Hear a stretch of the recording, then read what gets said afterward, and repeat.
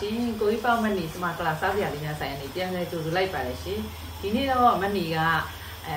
စားလို့ကောင်းတဲ့အရာလေးတစ်ခုရှောင်းပြမှာဖြစ်ပါတယ်ဗာလေးလဲဆိုလို့ရှိရင်ကတော့ဝက်လက်ဆွဖြစ်ပါတယ်ရှင်ဝက်လက်ဆွပေါ့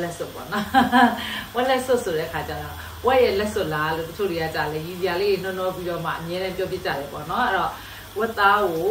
ဝက်လက်ကိုမှစွတ်ပြုတ်ချက်ထားတာဖြစ်ပါတယ်အဲ့ဒါလေးကိုရောင်းမှာပေါ့နော်အဲ့တော့စားတင်တဲ့အကိုကြီးမတွေအော်ဒါမှာလို့ရပါပြီရှင် Messenger ကနေလည်း live ပြီးတော့မှာလို့ရပါတယ်ဒီလိုမျိုးပေါ့နော် pressure cooker နဲ့ချက်တာဖြစ်တဲ့အတွက်ကြောင့်မို့အိုးအယိုးလေးတွေကလည်းနူးဣပြီးတော့မှအနှံ့ရတာလည်း share အဲ့တော့အစင်းလေးဖြစ်နေပြီကြက်လဲကြက်ပြီဆိုတဲ့ခါကျတော့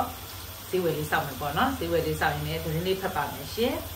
စစ်တပ်တွင်တိုင်းမှုအဆင့်မှညွှန်ကြားရေးမှူးတက်မှမူကပ္ပဆဆက်ဝင်များအထိယာရုအပြောင်းလဲများစွာကိုလူသစ်များဖြင့်အစားထိုးသွေးတစ်လောင်းရန်ရှိနေပြီးအမတ်6စစ်စင်ရေးအထူးဖွဲ့ကိုဖျက်သိမ်းမြောင်နိုင်ငံလာမီဒီဇင်ဘာလရွေးကောက်ပွဲမတိုင်မီစစ်တပ်ထိပ်ပိုင်းဗိုလ်ချုပ်ကြီးတချို့ဒုတိယဗိုလ်ချုပ်ကြီးများကိုရွေးကောက်ပွဲဝင်ရန်ကြက်ဖို့ပါတီကိုပြောင်းရွှေ့ခြင်းနဲ့အရန်အင်အားစုပို့ဆောင်ခြင်းများလှုပ်ဆောင်လာပြီးနောက်လွတ်လပ်သွားတဲ့နေရာများတွတ်တွတ်လောင်းသည့်အနေဖြင့်အရာရှိသစ်များကိုယာရုတိုးပေးကခန့်အပ်လာကြောင်းသိရှိရသည်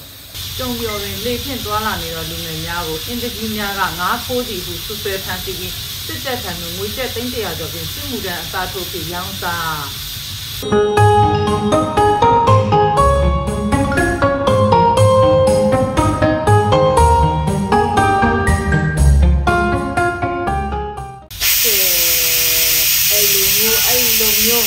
အဲ့လိုမျိုးစပယ်ရှယ်မြင့်ကြီးမွေးတိုင်းညံကိုချက်ထားပြီးတော့အနံ့နေလည်းမွေးအသားတွေကလည်းမလေးဆယ်ပဲရောင်းလို့ကောင်းတဲ့ item လေးရေးပြီးတော့မှရောင်းရတာပေါ့နော်ဟာမလေးရှူနဲ့ရှူနဲ့လေအော်ဘယ်ကခိုးလာလဲလေးတော့ဟာခင်ဗျမရိုင်းလိုက်လားအော်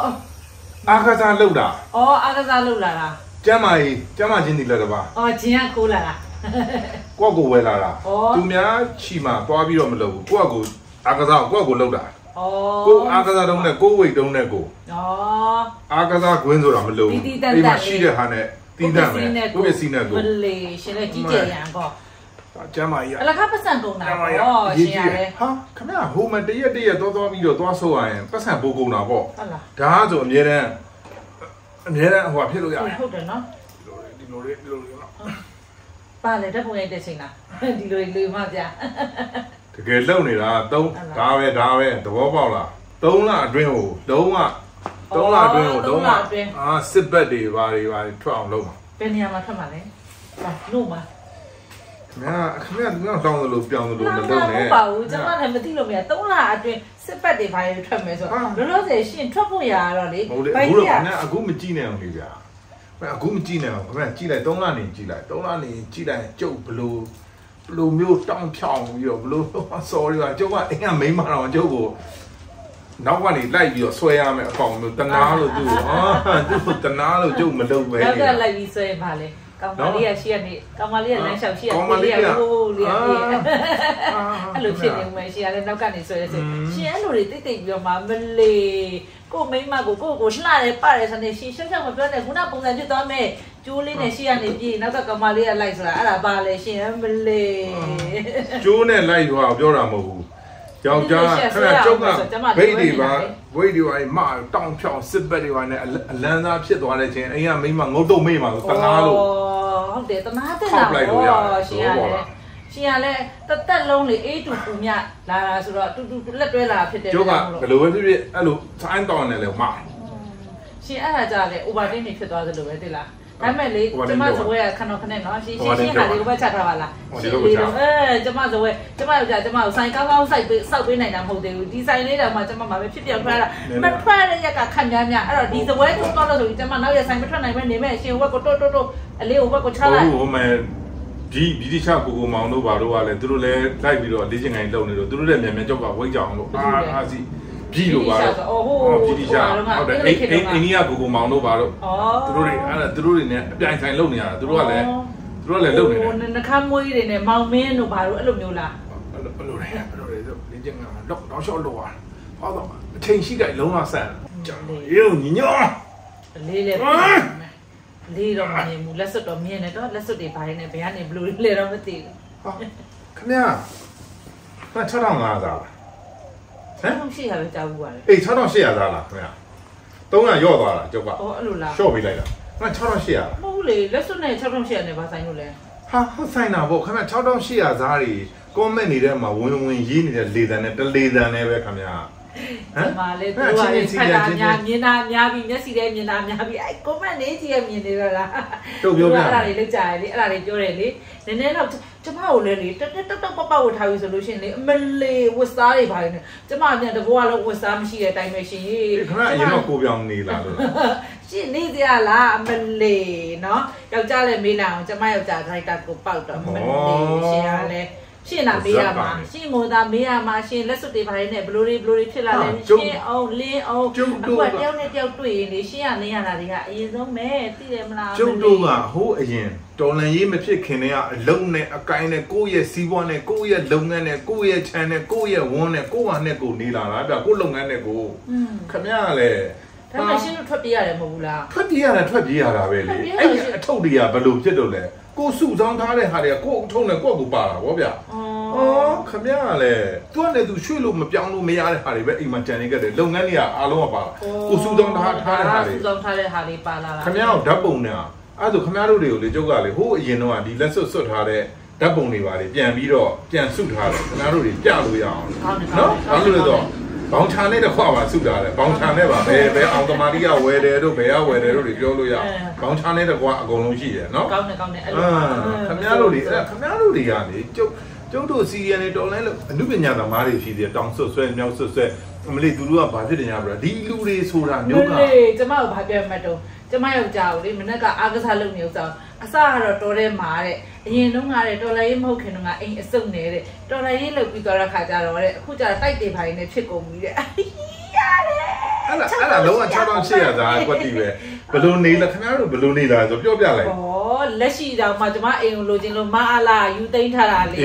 ကျမတို့မှအဲ့မှာတရားကြည့်ပြူစွာနဲ့ကိုကျမတို့မှသူတို့တွေပေးလိုက်တာအမလေးအဲ့ဆိုတာဘယ်ချိန်ပြန်ရှာရတယ်နော်တိတ်ခါတို့လွတ်လပ်မှုလို့ဆိုတာဂုံတိတ်ခါပြန်ချလို့မရဘူးကိုယ့်ရဲ့ရှေ့ရေးအနာဂတ်တွေဆိုတာအနုပညာသမားတွေကိုစော်ကားနေမခံနဲ့လေပြောနေတယ်အနုပညာသမားဆိုတာကဟာလာခြေကြောကတော့မှပတ်စံပေးပြီးတော့ကြွားတာပြီးတော့တနေရပွဲကိုခေါ်ပြီးဆိုလို့ချင်းတော့မှဇရိတ်ငင်းခေါ်ပင့်ပြီးတော့မှတချင်းဆိုပြီးတော့ကြွေးတာမွေးတာရောစားတာတောက်တာတွေရောဖူးဖူးမုတ်ကြွေးပြီးတော့မှတချင်းဆိုမယ်လှုပ်ရှင်ရိုက်မယ်ထားလိုက်ပါတော့ဗျာပွဲကားမယ်ဟာလာဘာလို့မညာလို့မဒီလိုဟာမျိုးတွေနဲ့တော့ဖြစ်လာတဲ့သူတွေလေရှင်းပြတာပဲဒီမဲ့ကျမယောက်ျားလို့ဆိုလို့ရှိရင်လေကျမယောက်ျားကိုဆက်တချင်းလဲဆိုတယ်ဒိုက်တာလေးလုပ်တယ်တရုပ်ဆောင်လေးလုပ်တယ်ဆိုတော့လူသိများတယ်ပေါ့ရှင်လူသိများတယ်ဆိုတော့လူသိများတယ်ဆိုတော့ကျမပြောချင်တာကတချင်းဆိုလေးပါလေးလည်းဖိတ်ခံရတယ်အဲ့လိုမျိုးပွဲလေးပါလေးငှားတယ်ပေါ့ငှားခံရတယ်ဆိုတဲ့ခါကျလို့ရှိရင်ကျမယောက်ျားကအိမ်အောင်ရှိတဲ့လူဖြစ်တဲ့ကြောင့်မို့အော်တိုမိန်းမပါပြီးသားမိန်းမရှိတဲ့လူကမိန်းမပါတယ်မိန်းမမရှိတဲ့လူကမန်နေဂျာပါတယ်မန်နေဂျာပါမယ်အမေပါမယ်အမေပါမယ်အမေပါတဲ့လူဆိုရင်အမေရဲ့အနောက်မှာတခြားလူပါတယ်ဘာလို့လဲဆိုတော့အထုပ်ဆွဲဖို့အိတ်ဆွဲဖို့ကောင်းလေးတွေပါတယ်အဲ့ဒါအတွက်ကိုနော်အမေနဲ့ဟိုအတွက်ကိုလို့ဆိုလို့ရှိရင်သားနဲ့ဆိုလို့ရှိရင်လေရင်နဲ့လာမယ်ဆိုရင်လေလက်မှတ်ခလေရင်နဲ့ဝယ်ပြတာသွားပြန်တစ်ခါတည်းဟိုတယ်မှာနဲ့ပြည်တယ်လူအကုန်ပြီးပါလေလုံးဝအမိုက်စားဟိုတယ်မှာတက်ရတယ်ခုနတပည့်တပန်းနေကြတော့သူ့အေယာကားနဲ့မင်းသားဖြစ်ဒရိုက်တာဖြစ်အေယာကားနဲ့လာရဆိုလို့ရှိရင်အဲ့ဒီလူတွေအတွက်ကစားကားစီဘူကစားသွားပြန်တစ်ခါတည်းစီစဉ်ပေးရတာတိလာအဲ့ဒါတွေရှင်းတော့မစိုးပါဘူးတိထားပဲမလေးတချို့လူတွေကမသိဘူးအဲ့ဒါကိုလေအမလေးအခုမှဘယ်လိုဖြစ်တယ်ပညာဖြစ်တယ်မလေးအဲ့ဒါဂယူးဆိုင်နေတယ်လေနာလို့မဟုတ်ဘူးဂယူးဆိုင်လို့လည်းမဟုတ်ဘူးသူတို့ကအမလေးရောက်တက်လာပြီးလူတကာအနုပညာရှင်တွေရဲ့ comment တွေအောက်မှာဝင်ရတာအခုလဲလေဟိုမှာဟိုကျမတို့အချစ်တော်ကိုကျော်ရဲ့သမီးလေးကိုမတူရဲ့ဟိုပါဆက်လေအဲ့လေဘွဲယူတယ်အောက်မှာအမလေး6800ဇာတ်လေးကိုမဟုတ်ဘူးသူများသားသမီးကြတော့တယ်ကြောင်းထွက်ခိုင်းပြီးတော့သူတို့သားသမီးကြတာအကောင်းစားနေတယ်ဆိုရင်ပုံစံမျိုးနဲ့ရေးလိုက်ကြတာလေကိုမန်1000မှာကိုမန်800 900လောက်က6800စားလေးကြီးပဲဇောင်းကြွနေတ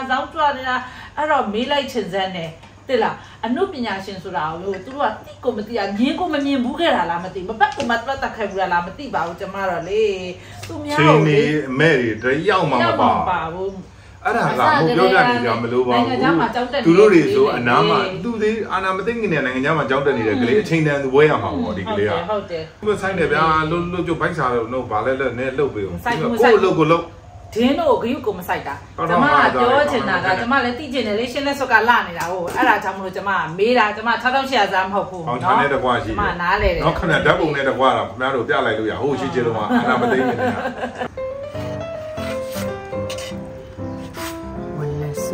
谢，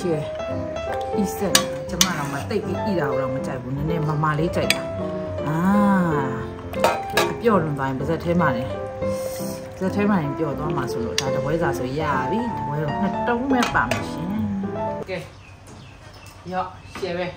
这为什么先？那明白没？要中啊的嘛，那明白没？还有地头，钱怎么要加了？钱在的，现在在没的，喏。ထည့်ပြီးတော့မှစားရတာတော့ share ပဲတဝဲကို150ပဲပေးနော်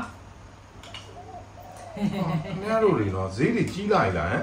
ဈေးမကြီးပါဘူးရှင်ရတယ်ချောချောပေါ်ပေါ်လေးတော့ခင်ဗျားလုံးတင်တာပေါ့ဗျာဩအခုခေတ်မှာဒါဈေးကြီးရလို့မဆိုလို့ဘူးဒီရှင်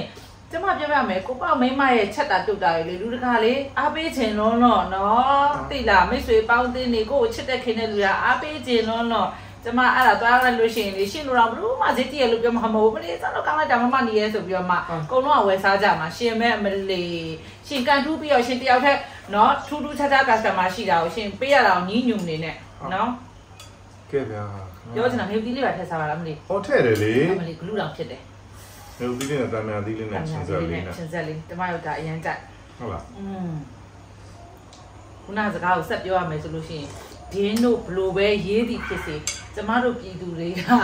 သူတို့နောကျင်တိနေပြီအရင်တော့ကတော့ပြီးတော့လေ profile နေချိန် profile နေပိတ်ထားတာပေါ်တင်တယ်မဟုတ်မပြေရဘူးအတုတွေနဲ့အတုကိုတော့မှထပ်ပြီးတော့မှအတုသူတို့အရင်တော့ကတော့9000သားဆိုတာဇက်ကပြောတယ်လို့ဘာလို့လဲအခုကတော့စာရဏပေရဏနဲ့ဘသူကဘလို့ခိုင်းစေတယ်ဆိုတာပါသိလာတဲ့ခါကျတော့ရည်ချင်စရာကြီးရှင်နဲ့သိလားအယိုးကပဲတည်းရမယ်အော်ယူကဒီပကံနဲ့ဟုတ်ဟုတ်ကျမယောက်ျားလေးအယိုးပကံယူမလာဘူးတွေ့လားတကယ်တမ်းကျကျမအယိုးပကံလေးနဲ့ဆိုင်ခင်းခိုင်းလိုက်ရင်ကိုစိတ်ကိုမဝင်စားတာဒီဘဲဟာလေမင်းညာချဲစီရှုံးတော့ပိုးဆိုးတယ်ပါအဲ့လိုခိုင်းလို့မရတော့တာကျမပြပြမယ်တွက်သေးလားချဲစီရောက်ကမန်ယူရဩမန်ယူလားဟဲ့အဲ့ဆိုကျမပြပြမယ်ကျမတို့အိမ်မှာလေမနေ့ကချဲစီနဲ့မန်ယူနဲ့တရက်သေးပွဲကန်တာဆိုတော့လေတည့်တဲ့အတိုင်းပဲတရက်သေးဟိုမှာ2သိန်းကန်တဲ့ခါကျကျမတို့အိမ်လုံးဟာလေအကြတန်ကိုမကြလားဘို့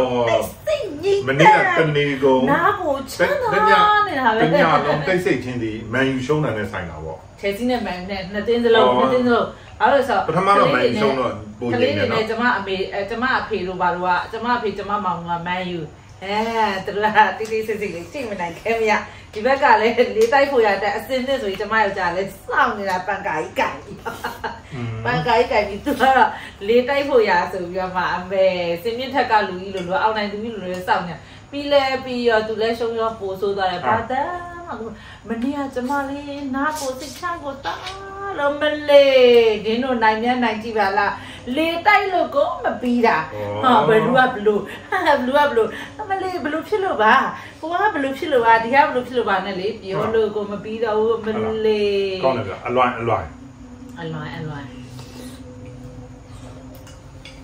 ရှင်ပြစားပါလားနောက်တော့ကြားလိုက်တယ်လို့ပဲနော်ရနည်းနည်းကမကြည့်ရနားဗျာခမဒီမှာစားနေ customer တွေကနေဝင်ပြီးနှက်နိုင်ပြီးစားတယ်ကွာကျမအကျင့်ပါနေတော့ပူတော့နည်းနည်းစားတယ်ဖေးဖေးရင်းစားလို့ဗျာပူတော့ရှာရီကျွတ်ကုန်တယ်ဒီတူလေးပြပါဟာတီရှူလေးတောင်းကျေပဲဖေးလေးစားပါလားစားရလည်းပြောလို့ရတယ်လေမရဘူးကျမကြိုက်ဆိုတာမျိုးဒီလေးနည်းနည်းလိုတယ်ကွက်ကိုထဲတာအများကြီးလေးနည်းနည်းထည့်စားခြင်းနဲ့သူများတောက်ထားတဲ့ကော်ဖီကိုလည်းဝင်တောက်လိုက်တာပဲနော်ဟုတ်တာပဲဒီမှာကျမလည်းကျမဆိုင်ရခွက်ဆိုတောက်မှာလားတောက်ပြရမှာမောင်ဝညကြမှာအိတ်ပြောတော့မှာဆိုလို့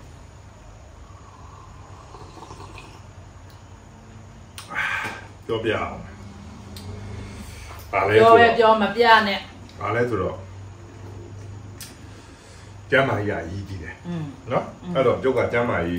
းတကယ်လိုက်စားနေတာခင်ဗျားယောက်ျားကိုလည်းခင်ဗျားယောက်ျားပိုက်ရွှဲကြီးကိုလည်းပြောကြရအောင်ကျမ်းမာကြီးလို့ကျမ်းမာမှလို့လေကျမ်းမာကိုအရေးကြီးတယ်ကိုကြီးကပြောမရကျမ်းမာမှကိုယ်တိုင်ကျမ်းမာမှသူများကိုလည်း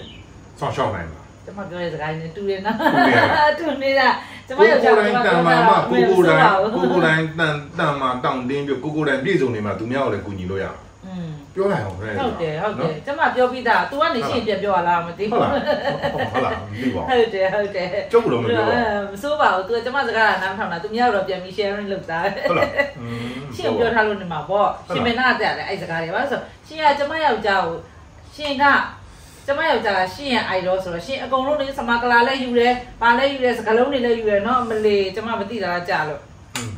ခဏဟာဘယ်လိုစားမှမသိတော့ရေးလေးရင်တောက်လာရေးလေးတောက်လိုက်စကားလေးပြောလိုက်အမလီမတွေ့ရတာကြာလို့လေရှင်ကလည်းစကားလေးပါလေးပြောပါမယ်ဗျာခဏဆန်လည်းပိတ်နေတာများတယ်အရင်ပြုတ်သွားအရင်ကလည်းပြုတ်တယ်ကျမယောက်ျားလည်းမအားဘူးကျမယောက်ျားနဲ့ကျမနဲ့ဆိုင်ထွက်ခါနေတိုင်းဟိုကထွက်မလို့ဒီကထွက်မလို့နဲ့ညင်းညခုံညရင်းနဲ့အဲ့လိုမျိုးဖြစ်တာကျမဒီကရောင်းခြင်း तू ကဟိုကရောင်းခြင်းအဲ့လိုမျိုးကနာမငိအမားစိမ့်လေးမလေးသိရမလားကျမတို့ကသူများတွေလိုမျိုးမွေးငါဆိုမွေးငါတစ်မျိုးတည်းရောင်းတာမဟုတ်ဘူးရှင်လာစားတဲ့ customer ကိုကျမတိတ်ချကိုလေတနေ့ချတာမတူအောင်လို့ကိုကျမအဲ့လိုဆိုင်ပြောပြောင်းတာဟုတ်တဲ့အမဲဆုံးမနေ့ကဆိုလို့ရှိရင်ကျမတီးဦးရောင်းချင်တာမအားလို့ကျမတို့ကြားနေနေကူတီဘာလို့လဲဆိုခါရခဏတီးဦးလည်းလုပ်တတ်တယ်ဟာတီးဦးရှယ်မူးပေးသွားမယ်ရှင်အမလေးရန်ကုန်တီးဦးဆိုတာလေရှင်မစားရတာကြာရောပေါ့နောက်နေ့ကျမရောင်းပြီးတော့မှရောင်းမယ်ရှင်လာစားပေါ့ပြောပြပါရန်ကုန်တီးဦးရန်ကုန်ကျေးဦးဆိုတော့36လမ်းကျေးဦးဘရင်ကြားဘူးလားကြားဘူးတယ်ယူတန်းမှာကြားဘူးတယ်ဖရေဇာမှာကြားဘူးတယ်ဟာကြိုင်မှာကျုပ်ရန်ကုန်စရောက်တော့ဗျာဟော35လမ်းနဲ့ကဲပေါ့36လမ်းမှာဆိုပေါ့မဟုတ်ဘူးလေကျမလည်းမျက်စိထဲမှာပြန်ဖြစ်မောပြန်ပြီးမြင်အောင်နေတာကျမရန်ကုန်မြို့ကိုကျမမျက်စိထဲမှာပုံဖော်နေတာပြောကြည့်တာဟိုဘက်ကပန်ဆိုလန်လိုင်းနဲ့ကဲ့ရက်ကအဲ့ဒီမှာအလေဘလောက်ထဲမှာကျေးဦးဘရင်ဆိုတာရှိတယ်36လမ်းကျေးဦးဘရင်ဆိုတာဟာကျုပ်ရန်ကုန်ရောက်ခါသားဗျာကျုပ်တို့ကမြောက်တကုံမှနေရကျိုးတောက်မယ်တဲ့ဆိုပြီးတော့ခေါ်တာဗောကျိုးတို့မိတ်ဆွေတွေကခေါ်တော့ကျိုးဆိုတာလ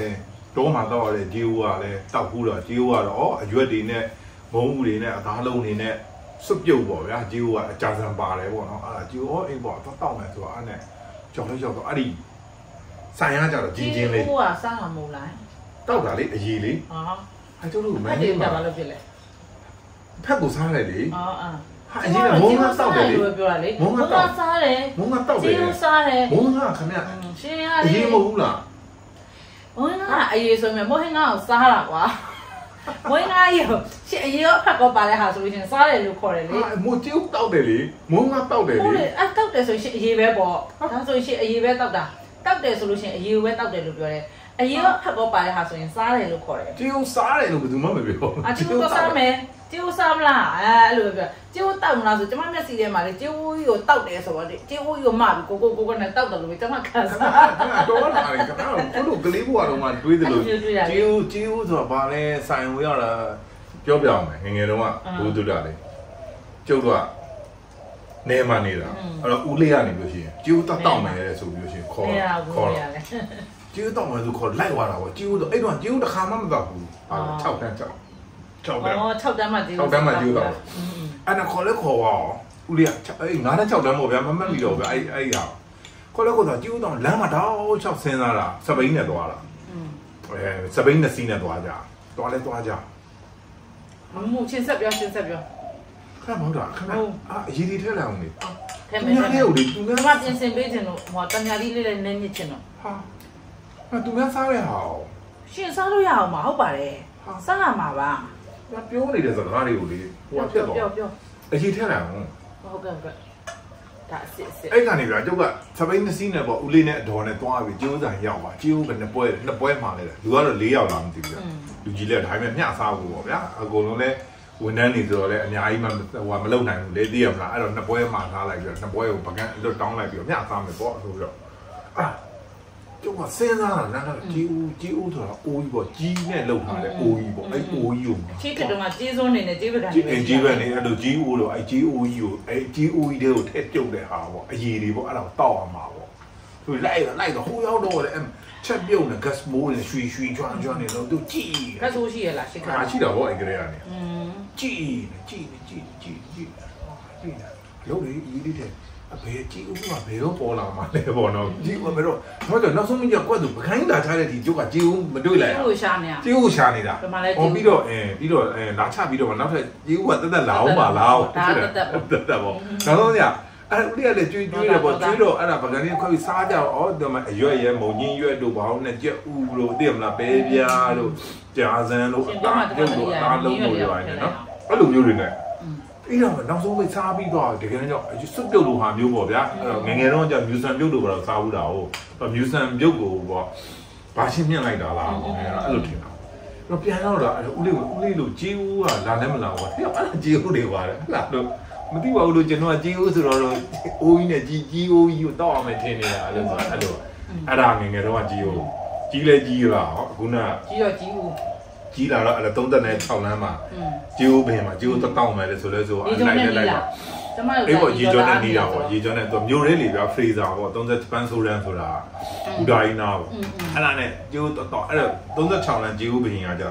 ဆိုင်နဲ့ကျင်းလေးပဲအဲ့လိုပန်ကားကြီးနဲ့ဖွင့်ထားတာအထဲမှာလဲပူးလောင်နေတာပဲဗျာအဲ့လိုအဲကွန်လည်းမရှိဘူးလူတွေအများကြီးလို့အမှမှားလိုက်တော့ဘကညအကြီးရဲ့ကျိုးလာထားတယ်ပါကျိုးဆိုတာတော့စားဘူးတယ်စားဘူးပြီးကျိုးဆိုတာတော့ဒီလိုပဲဆိုတော့သိသွားပြီဒါပေမဲ့စားဘူးလိုက်တဲ့အချိန်မှာနေဟာကျိုးနဲ့ဒီကျိုးပင်ရန်ကုန်ကကျိုးနဲ့အမမဆိုင်ပဲအေးဘောတက်စီလေးဘွားနယ်လေးဒါရန်ကုန်ကဒါတော့တနေစီအေးဘောတနေစီဆိုရှင်းရလဲဘယ်ဘာလို့ရှောက်တယ်ကျုပ်ပြောနေတာခက်မနှောက်နဲ့မနှောက်ပါဘူးအဲ့တော့အရာတော်ကိုပြောနေတာအရာတော့ဘာမှဆိုင်ဘူးကောအဲ့ဒါနဲ့ဆွဲတော့ဘောနောက်ဆုံးသဘောကျကြိုက်ကျုပ်ကအနောက်တစ်ပတ်ဆန်စုတာပတ်စံကျူတာလို့ပတ်စံဘုံဘိုးလေးပါလေးရလို့ကြီးဦးတပွဲတောက်ဆရာရှိအဲ့တော့ကြီးဦးတပွဲမှာ300ကြီးဦးစားတယ်ကြီးဦးသွားစားမယ်တောက်တယ်ဒုက္ခပဲဒီစားလိုက်ပါကြီးဦးကိုစားလိုက်ပါရှင်ရလဲကြီးဦးတောက်တယ်ကြီးဦးတောက်တယ်မျက်စိထဲမှာကိုလေးဘလူးမန်းကိုလည်းနားထဲမှာဘလူးမန်းတော့မသိဘူးအဲ့ဒါနေမှကျိုးလို့ပတ်စံရပြီးကြီးဦးတော့တောက်အမျိုးတွေပါနဲ့လာပြီးဆိုရင်ကိုစားခြင်းပြီးဆိုရင်ဘယ်သွားခြင်းလဲရေမဲ36လမ်းကြီးဦးနာမည်ကြီးလိုက်ဖို့မယ်သူတို့ကသွားကိုကိုလည်းကိုကရန်ကုန်မှာနေတော့အဲ့တော့အယောင်စီးပေါ့အယောင်စီးလုံနေဟိုသွားတယ်ဆိုကိုကရန်ကုန်ကျွမ်းတော့ဟိုပို့တီပို့ဖျားပို့တယ်လို့ဘဲပို့တယ်လို့အာလာတင်ပို့တယ်လို့ကစားဝင်ပို့တယ်လို့ပန်းကြံပို့တယ်လို့ပြီးကိုကကိုစားခြင်းနဲ့ဆိုင်တွေကိုညှို့ပြီးတော့သွားတာပေါ့အဲ့ကျွေးပစုံပါမယ်လက်ပြဟိုပေါ့ guide ပေါ့ guide ပေါ့အရန်ကုန် guide ပေါ့ဗမာချင်း guide လောက်တာပေါ့အဲ့လိုပြတာကလာပြီးတော့မှအဲ့ဒါကျိုးဆိုင်တော့ကျောက်က36လမ်းကျိုးပြီးတော့အမြဲတမ်းပို့တာနောက်ပြီးတော့အဲ့ကျိုးဘယင်ကျိုး36လမ်းကျိုးပြီးတယ်ညက်ဆောင်တို့ဟိုဘလန်ဒီဘလန်ဖရီဇာဟိုဘချန်ဒီဘချန်ဒုံညီနောင်ဆိုတဲ့စီချက်ဆိုင်ကြီးတွေဒုံညီနောင်စီချက်ဆိုင်ရတယ်ကောင်းမယ်ဗျာကျမတို့ရှင်ပြောရရန်ကုန်ပြောင်းသွားသလိုပဲပြောလွမ်းတာကိုပြောပြတာပြီးတော့ရှင်ဗျာခင်ဗျားကရန်ကုန်မှာမနေဘူးလို့ကျုပ်ကရန်ကုန်မြို့ထဲမှာ36လမ်း35လမ်းမှာနေလာတော့လမ်း40လုံးမှာနေလာတော့38လမ်းတော့နေလာတော့မနဲ့အစိုးကြီးရန်ကုန်မြို့လေကောင်ပါလေမနဲ့အစိုးကြီးထားရတဲ့ feeling ကအကျမ်းမိုက်တယ်ဘာလို့လဲဆိုတော့ဗျာမနဲ့ကင်းလူတွေကလည်းရန်ကုန်မြို့ကြီးဆိုတော့ချုပ်ချက်တွေခတ်နေတော့တနေကုန်ဗျာမနဲ့အစိုးကြီးကဘူးမှမယူဒါပေမဲ့လူတွေကလည်းရှင်းနေတယ်မြို့ကြီးကကြတော့ဘာဖြစ်တာလဲဆိုတော့မြို့မှာဗျာပြောရရင်ညဆိုပေမဲ့ရန်ကုန်ဆိုတာတညလုံးအလင်းဟွာဆိုမနဲ့ကြမှာရန်ကုန်သားတွေကအိတ်ကြတာခဏနေရန်ကုန်လည်းမကျွမ်းကျင်မနဲ့ကျုပ်ပြောတာခဏနာမလေးရှင်ကလည်းနေညာကျမတို့အိမ်နောက်တက်က18နှစ်အခုတော်လိုင်းရင်9နှစ်ကိုဖယ်လိုက်ကျမ12နှစ်တိတိရန်ကုန်မှာနေခဲ့ရန်ကုန်မှာနေပြီခင်ဗျာတာမွေတို့ဆင်မလိုက်တို့မှာနေတာလေကျုပ်သိတယ်အဲ့မျိုးလည်းကောင်မှမနေဘူးနေဘူးကြိုက်ဘူးပြောနေတယ်လို့ပြောရတယ်ခဏနေနားထောင်နေတော့မသိသေးနားထောင်လိုက် feeling ခံစားလိုက်ထောက်ပြီးမပြောနဲ့စကားရှိကိုမရောက်လို့ဆွဲထားတာအဲ့တော့အစောဆုံးညဆိုရန်ကုန်ရဲ့သဘောတဘာဝပါလဲဆိုတိုက်ပြီးအမြင်ကြီးရှိတာအဲ့တော့နေကင်းနေပူကြီးဆိုညသူကသူအေးတယ်ဆိုပေမဲ့တိုက်ရဲ့အပူကထုတ်တာလေတိုက်ရဲ့အပူကပြန်ထုတ်တဲ့အချိန်မှာညအပူတွေထုတ်တာလေအပူထုတ်တဲ့အတွက်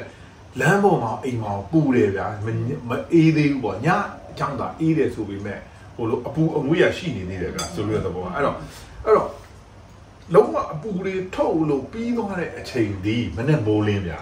မနေ့ကြာရင်မနေ့ကနေနေမထွက်ခင်ကြီးကအေးနေတာအဲ့ခါကျတော့ရန်ကုန်မြို့လေခေါင်ပါလေတနေ့ကုန်လူတွေရှုံနေရမလားရှုံနေတဲ့ခါကျမနဲ့အစိုးရမှာလ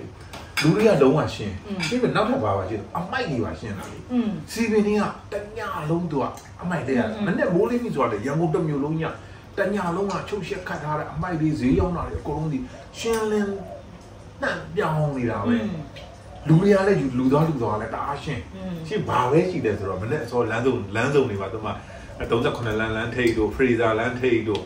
နောက်ပြီးတော့ Pennsylvania ထိပ်တို့ Louis လမ်းထိပ်အဲ့လိုနေလေးမှာပါတယ်လေးရှိလဲဆိုတော့စမူဇာတို့ပလာတာတို့အီဂျာခွေးတို့ပြောင်းမှုပြုတ်တို့ကောင်းချင်းပေါင်းတို့အဲ့လိုအသေးလေးတွေရှိရတာဟာအဲ့အသေးလေးတွေကမနေ့မမွတ်တို့ဘာဘူးတို့အဲ့ဒီမလားသူတို့တွေကကြော်လို့တယ်ဟာအဲ့မှာလေမနေ့ခင်းအီဂျာခွေးပူလေးစမူဇာလေးစားပြီးတော့လမ်းလေးရှောက်ကောင်းချင်းပေါင်းလေးကိုကြွအီလေးကိုလက်ထဲကိုထည့်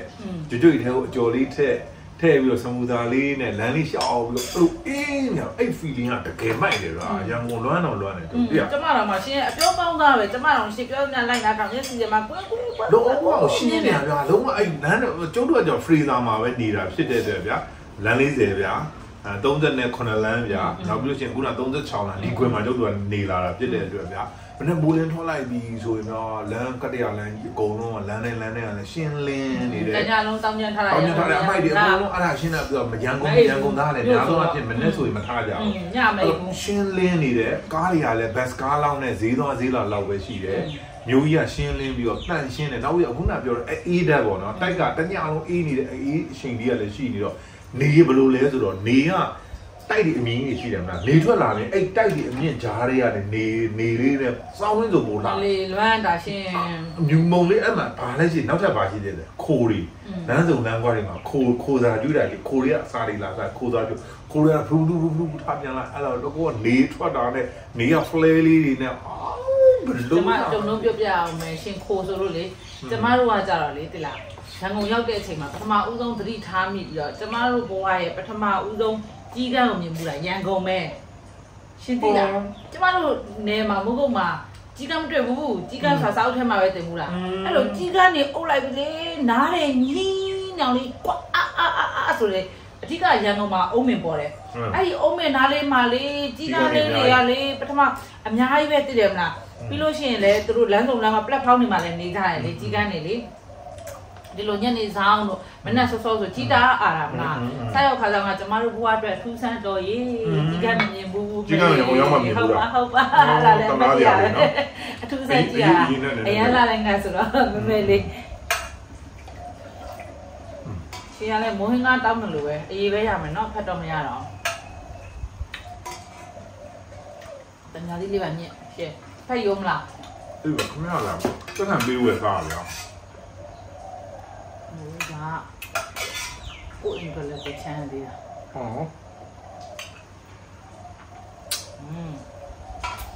ရှေ့ကျမဆိုင်တာတော့ကုန်သွားရှင်ခုနစကားပြောနေတာရှင်တော့အစားကြီးရနော်ကြည့်ရတယ်ကောင်းတယ်အလွိုင်းမယ်အလွိုင်းမမခအလွိုင်းမမခတမယာလေးညလာအောင်တမယာလေးမလေးရှင်ပြောရတဲ့ရန်ကုန်ကိုလွမ်းတာတော့โอเคကျုပ်လည်းရန်ကုန်လွမ်းပြာအိုးရန်ကုန်လည်းလွမ်းအညာလည်းလွမ်းမန္တလေးလည်းလွမ်းနေဗျာပဲမန္တလေးမှာဆိုလို့ရှိရင်မန္တလေးကျောင်းလည်းပြောချင်သေးတာဗျာဟုတ်ပါတဲ့ဒီတော့ရန်ကုန်ကျောင်းပဲပြောမယ်နောက်နေ့မှမန္တလေးကျောင်းပြောပြရအများကြီးဆိုတော့တနေ့မယိုးရအောင်ကျမလည်းလေလူတစ်ခါနဲ့လေတအိမ်လုံးနဲ့မတည့်သမျှရှင်းနေကြတော့လေမတည့်တယ်လို့တဲ့တယ်လို့နဲ့စကားတော့လေပေးဖြောင်းတာကျမအိမ်မှာကျမတရားနဲ့မှမတည့်ဘူးဘာလို့လဲတအိမ်လုံးရန်လုံနေတာဟိုကျမတအိမ်လုံးရန်လုံနေတာလားအဲ့လိုလားမသိဘူးเนาะမေးကြည့်တာပေါ့နော်အိမ်လုံးကကျမကိုတွေ့လို့ရှိရင်ကိုလေဟိုမဆန်းတော့တဲ့ပတ်ပြီးရကျမအောင်မြင်တာနဲ့ကလေးကိုရှောင်းနေတာခမအောက်ကလန်ကလေးတာပေါ့တဲ့အားရောက်လာတဲ့ဟုတ်တယ်တခုခုလုံနေတာမှချက်ချင်းရက်သွားတာခမတော်တော်အာနာပေါ်လာတော့ဆွမ်းတာတိလားအာနာပေါ်မှာဆန်းတာမဟုတ်ဘူးဟိုဟာဖြစ်တာနဲ့ပြောခမနာကိုမကတ်ရဲမတီရဲဟောဖြစ်တယ်အဲ့လိုမျိုးဖြစ်နေတာကျမမှာအချိန်ဝါတွေဒါရှိနေချိန်ဝါနဲ့မဆိုင်တော့ဘူးလေမလေးချိန်ဝါတွေဒါအချိန်ဝါလို့ထင်တာပေါ့ချိန်ဝါလို့ထင်တာပေါ့ကျမတို့တွေ့ရင်ကိုအားလုံးကလေနေရွက်တောင်းမလုပ်ရဘူးကျမယောက်ျားအစိုးဆုံးပဲထင်လို့ဖြစ်မှာပေါ့နော်ဟုတ်လားအဲ့တော့ကျမတအိမ်လုံးနဲ့လေပေးမဖြောင်းကျမစကားပြောရတော့မှရှင်နားမှပြောရတယ်ရှင်နဲ့တော့မစိုးပါဘူးလို့နည်းနည်းလေးပေးဖြောင်းတာပြီးတော့ကျမယောက်ျားရဲ့အတင်းကိုလည်းရှင်းစီအုပ်လို့ရတယ်လေအတင်းတုပ်လို့ရတယ်ဆိုတော့မစိုးဘူးတုပ်နေတော့မလားတုပ်နေတော့မလားတုပ်ကတော့ကျုံမင်းမအတင်းမတုပ်တော့ဘူးတုပ်ရမှာပေါ့ရှင်ကလည်းမလေးမတုပ်တော့ကျုံမင်းမကျုပ်က တကယ်တမ်းကျကျုံမင်းမကိုကျုပ်ကအပြည့်အဝနားလဲကျုံမင်းမကျုပ်ကအရန်ချစ်တာချစ်တာကျုံမင်းမကိုကျုပ်ကတမင်လျှောက်ပြီးတော့ကလေးကြီး6ပြီးတော့ချစ်တယ်ရှောက်မပြောနဲ့ရှင်ချစ်တယ်ဆိုတဲ့စကားတွေကလေရှင်တို့ယောက်ျားတွေပြောနေကြစကားအမလေးချစ်တယ်ပေါ့ပေါ့လေးပြောတယ်လို့ချစ်တယ်ဆိုတဲ့အနောက်မှာရှင်ဘာပါတယ်မဲ့လဲစေတနာပါတယ်တိလာမေတ္တာထားရတယ်ရှင်မိမကိုချစ်လို့ရှင်တကယ်စေတနာပါတယ်ဆိုရင်မွေးသွားလိုက်အဲ့မှာတပွဲဝဲသွားလိုက်ရှင်မိမစားလို့ရတယ်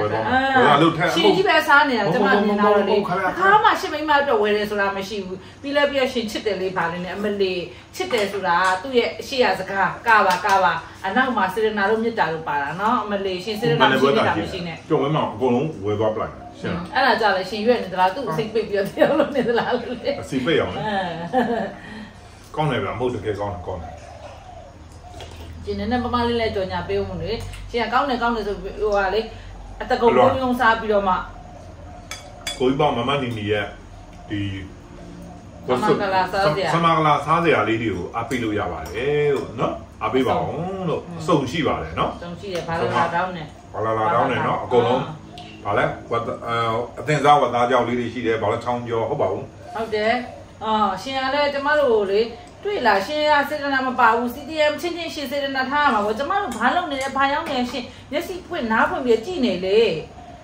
ရွှေပစုံကြောက်ကြောငနေတူကြောက်ကြောအချိုဆက်ရွှေပစုံကြောက်ကြောကြက်တောင်းမကြောချိုဆက်ဝတ်တောင်းမကြောချိုဆက်ဝက်အပေါင်ဝက်သားကြောင်းအပြင်စားဝက်သားကြောင်းကြောချိုဆက်ငပြားရီကြောအချိုဆက်ငပြားရီကြောသိရလေအဲ့ဒါကပဲအားပေးထားတာနော်ကျမတို့စီကိုအများကြီးပဲနော်လေနည်းနည်းရမဟုတ်ဘူးကျုပ်လည်းပဲကန်နေတော့ကန်ဒီလိုက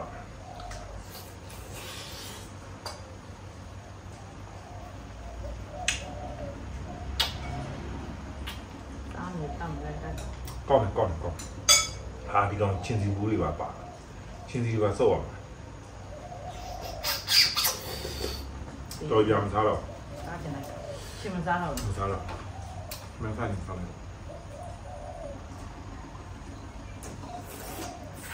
ဟာခမရဗျာကွန်တက်ပြီးကျုပ်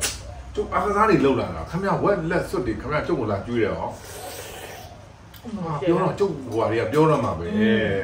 အားသားလုံးဝတ်သားမစားနဲ့အဲ့တော့ဝတ်သားမမဟုတ်တာနော်ဝတ်ချက်တော့လေအေးဒါလည်းစားလို့ရဝတ်သားမမဟုတ်တာဝတ်ချက်တော့စားလို့ရတယ်ဟာကောင်းတယ်ဗျာကောင်းတယ်အလွိုင်းအဲ့တော့ရှင်ရလည်းဒီမှာပြောလိုက်ပြန်လို့ရှင်အဲ့ချင်းစီလေးပါတယ်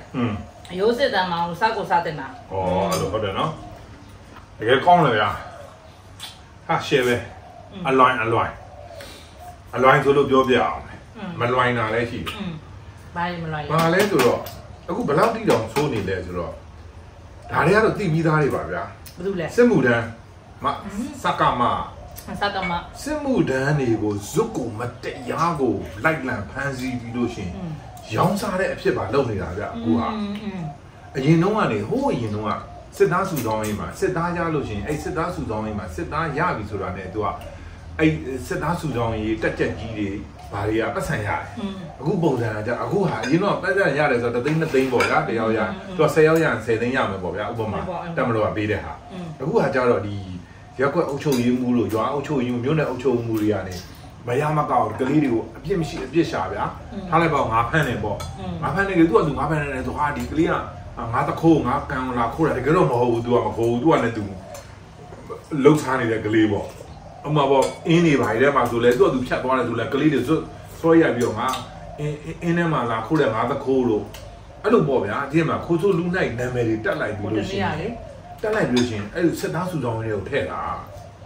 ကျမပြောပြမယ်ကျမမေးတယ်လို့ဟိုတနေ့ကကလေးလေးတယောက်12နှစ်ကလေးလေးဟိုတဲ့ဖုံးဖိုးတယ်ဆိုပြီးတော့မှစကမအဖွဲ့တွေကလေရဲနဲ့စကမအဖွဲ့နဲ့ပေါင်းပြီးတော့ရှင်ရိုက်တက်လိုက်တာလေကျမလေးလူကိုရိုက်ဆက်တယ်ဆိုရင်ကလေးလေးကိုလေဟိုကလေးကမခိုးပါဘူးခိုးတဲ့အချင်းကျဲလည်းမရှိဘူးတရွာလုံးဆိုရက်ကွက်ကထောက်ခံတယ်ပေါ့နော်ဒီကလေးကခိုးတဲ့အချင်းမရှိဘူးခိုးလည်းမခိုးဘူးဆိုတာပေါ့ကလေးလေးကတေးသွားရှာတယ်ကျမပါလေးကိုတာတမီးအဲ့ကောင်တွေတောင်းယူရမယ်ဒီကောင်တွေတောင်းယူအဲ့ကောင်တွေဘယ်ကောင်တွေလဲဆိုတော့မှတ်တာလေရန်သူတကယ်တခိုးတွေကြတော့မဖမ်းမှုတော့တကယ်တခိုးဓမြတွေကြတော့ဘယ်ဖမ်းမှာလဲဟုတ်သူတို့ကဒီလိုလေသူတို့ကတယုံဝင်လိုင်စင်ပေးထားတာလေလိုင်စင်မရှိလို့လိုင်စင်ပေးထားတာပြသူတို့ကလိုင်စင်နဲ့ဖြစ်တယ်သူကမဖမ်းဘူးသူတို့ကဘာလဲဆိုသူတို့ရဲ့ ဒီ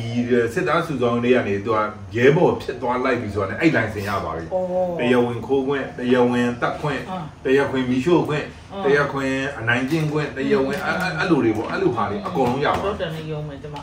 အဲ့လိုမျိုးရသွားပြီပေါ့ဗျာအဲ့ခါကျတော့လုတ်ရဲကန်ရဲရှိတော့တာပေါ့အခုအဲ့ဒါဟိုတယ်လောကဆိုလို့ရှင်လဲဗာလဲကြောင်းထားတာလေ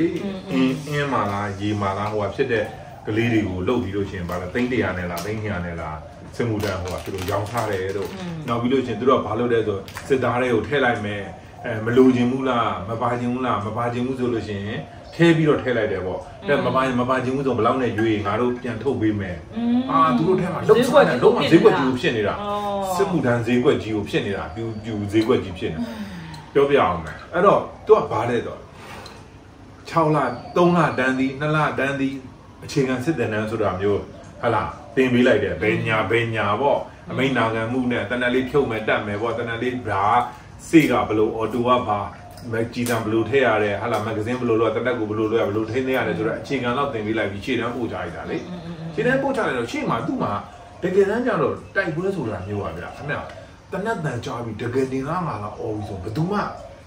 ှမခံနိုင်ဘူးအဲ့ကြောက်စိတ်နဲ့အဲ့ဒီဟာတကူကလေခဏမင်းပန်းနေနဲ့စပယ်ပန်းနေနဲ့ပေါက်နေတာမှမဟုတ်တာကြည်သာဖောင်းဆိုတစ်ချက်ဝင်လိုက်ရင်တစ်ချက်ဟိုဖြစ်သွားတဲ့ဟာမျိုးဖြစ်တဲ့အတွက်ကြောက်စိတ်ကလူတိုင်းမှာအဲ့လိုဟာမျိုးဗျာဘာလို့တာလဲဆိုတော့တရားဝင်ဟိုတနည်းကတွေ့ရမှာသတင်းမှာစစ်သားစုဆောင်ရင်ပါလာတဲ့ကလေးတရက်ကိုယာမရင်းစီတရက်ကို5လုံး3ခွင့်တရားဝင်3ခွင့်ပေးတယ်လို့ပါအဲ့ဒါတွေသုံးတော့နေတိုင်းသုံးမနဲ့မိုးနဲ့သုံးညနေသုံးဆိုသူတို့အဲ့ဒီမှာခုနကြောင်တောင်လေးဖြစ်ပြီးကြောက်စိတ်လည်းမရှိဘူးလမ်းစိတ်လည်းမရှိဘူးဘာမှမသိဦးကြောင်ဟိုတနေ့ကဖမ်းမိတဲ့ဟာတွေတွေ့တယ်မလားအဲ့တဲ့ဆိုမင်းတဲ့ဆိုဟုတ်လားသူ့ရဲ့ဒီမြင်းစည်းရဲ့သဘောကွာသူကစာရေးရင်စာရေးတဲ့လူကတောင်းလျှောက်စာရေးတဲ့အောင်သွား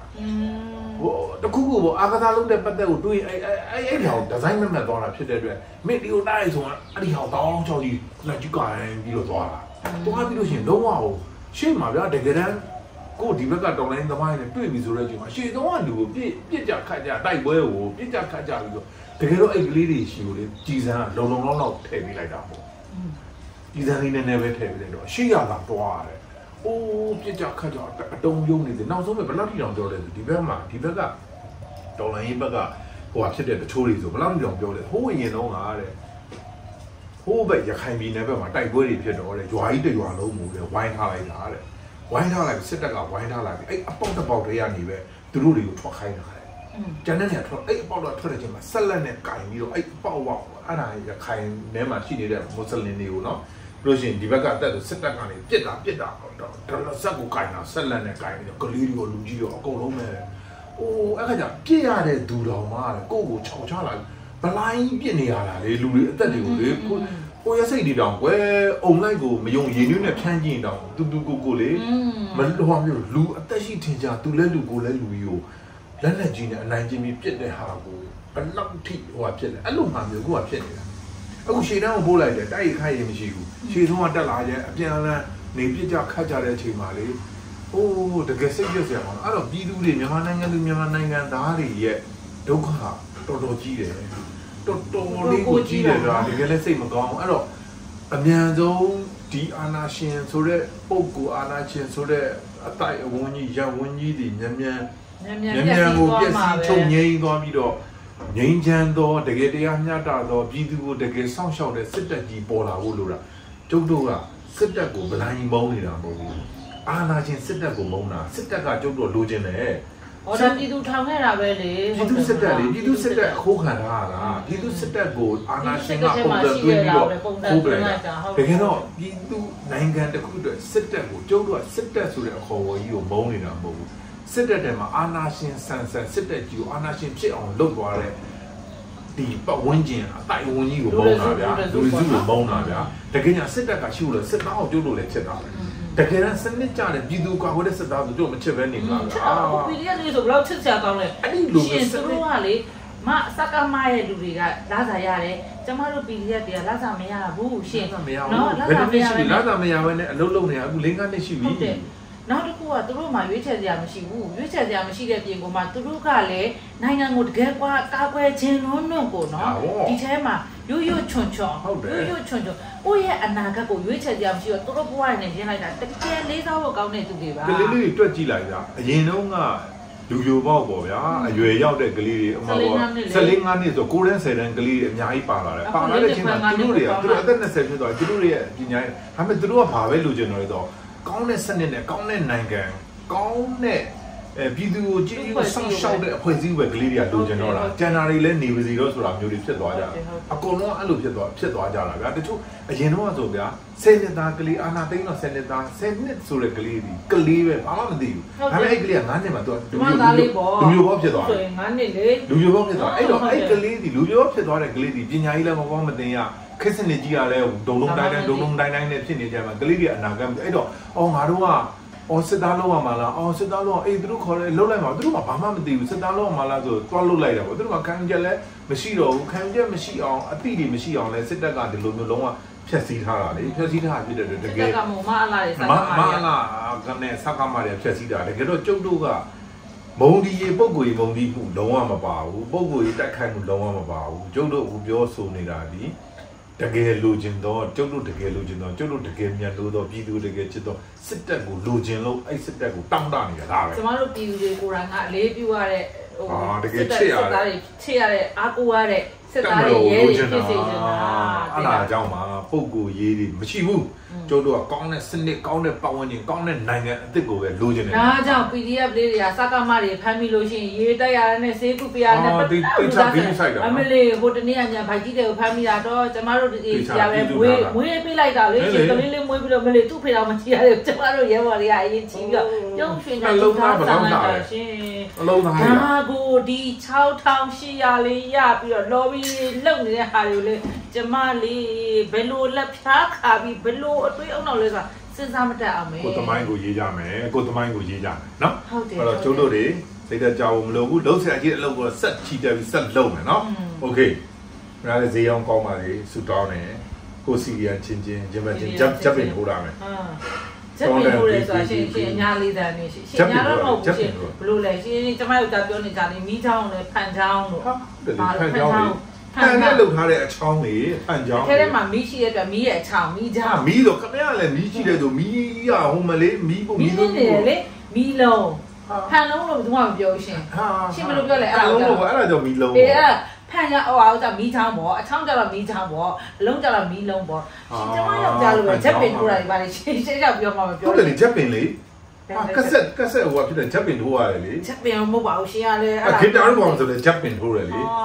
ေပြောမှရောမှမေ့ပြီအဲ့ဒါဂျက်ပင်ထိုးတာမဟုတ်ဘူးလေဘလို့ခေါ်ရလဲအဲ့ဒ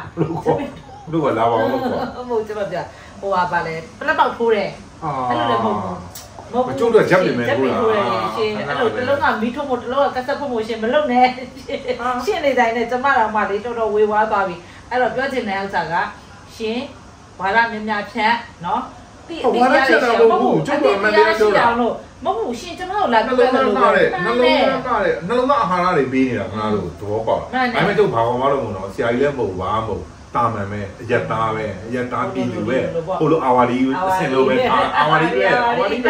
လေးပဲဘာမှလည်းမဟုတ်နိုင်ငံရေးသမားလည်းမဟုတ်ဘာလို့ဘာမှလည်းမဟုတ်ကျုပ်တို့ကပြည်သူတွေကနေတာဝန်ကြည့်တဲ့ပြည်သူဖြစ်ခြင်းတွေဒါပဲအဲ့တဲ့အဆင်အများကြီးပုံဒါပဲနှလုံးသားတော့တောင်းတောင်းကိုကြည့်ကိုတောင်းကိုကြည့်ကြည့်လုံးနဲ့ရှင်မလုံးနဲ့ရှင်မလုံးနဲ့အဲ့ဒါကျုပ်ဒီဟာဘယ်လိုလုပ်ရလဲ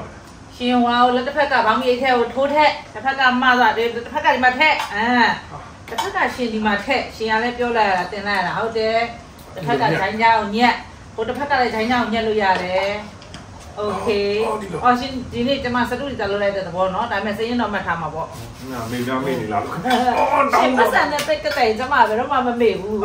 မေ့โอเคပါဗျာโอเคပါဗျာကျွန်မဘဝအသက်ပဲเนาะမနေ့ပြန်နေရဆိုင်ယူမယ်ဒီနေ့တော့ဇေဥပတ်ကိုမတောင်းလိုက်တော့ဘူး